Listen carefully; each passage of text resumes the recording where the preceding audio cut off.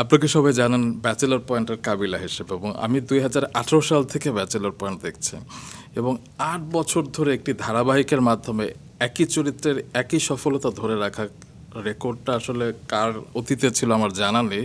এটি একটি বিরল অর্জন, কিভাবে সম্ভব? কনসিস্টেন্সি আমার খুব পছন্দের শব্দ এটা। আচ্ছা, তো আমার কাছে মনে হয় একটা চরিত্রে এটা ক্যারি করাটা তখনই পসিবল যখন আমি এটা থেকে খুব বেশি ডিস্ট্রাকশন ফিল করব না।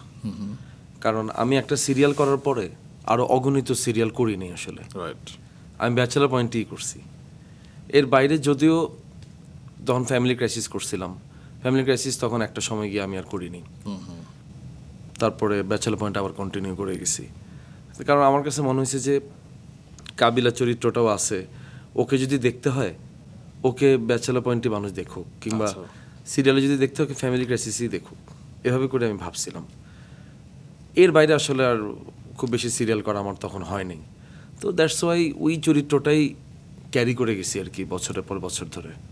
এই যে লোভ সংবরণ করা আর কোনো সিরিজের অনেক অফার তো আপনি পেয়েছেন, করেননি, মানে এটা তো পেশাদার যারা অভিনেতা তাদের তো করতেই হয় আসলে। এক্ষেত্রে আপনি নিজেকে কিভাবে লোভ সংবরণ করেছিলেন?